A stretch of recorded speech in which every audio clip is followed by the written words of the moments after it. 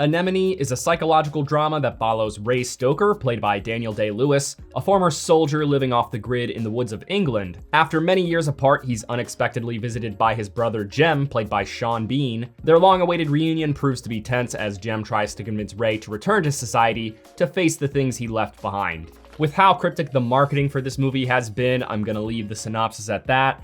So sorry in advance if this review sucks because it's gonna be hard dancing around spoilers. So the core subject of this movie is guilt. Following a traumatic experience during his service, Ray is left feeling the weight of the world and he can't face society, including his loved ones. There's also a bit of a theme of fatherhood, how a dad can negatively influence their kids' lives, either through the things that they do or through their shortcomings. The movie has its contemplative moments. It's a very quiet movie in general. There are a lot of pregnant pauses and scenes that are carried by symbolism rather than dialogue. There's a teeny bit of surrealism, but not really that much. I want to say that there were only like 3 moments in the whole movie that had otherworldly elements representing something. There are a lot of things though to peel off of these surface level shots, the tangible things that are seen on screen. The shots of storms, characters on the beach, or characters moving through scenery, they all say something. Which brings us to the cinematography.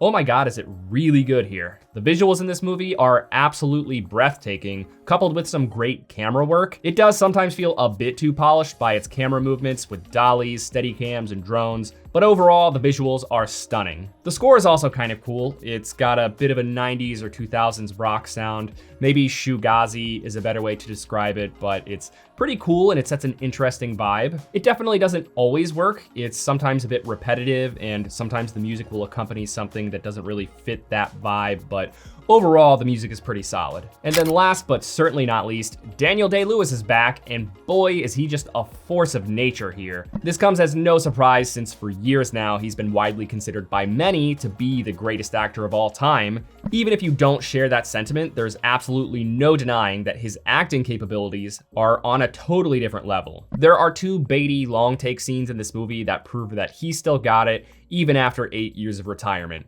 This is certainly not his best performance by a long shot, but it is still a very good one. As much as I'd like to say that he'll certainly be back at the Oscars, it's tough to say because unfortunately the Academy likes to foolishly overlook strong aspects of films that overall are not great. Which brings us to the bad. It really takes a while for this movie to start moving. It's almost like the beginning of Eraserhead, minus the surrealist elements to make it interesting. Like the initial setup really takes its time, and by the time we get to the really juicy dialogue scenes, you're just kind of like, oh, cool, yeah, I wasn't checking my watch for the last 30 minutes or anything. There are things going on there. Ray and Jem are kind of easing into each other, and we're putting things together about their dynamic and their past. But yeah, it literally takes 30 minutes for interesting information to start coming from one of those aforementioned long take scenes. It's definitely one of the best Daniel scenes. It just takes a while for the movie to start moving. And then 1 hour in, halfway through the movie, the plot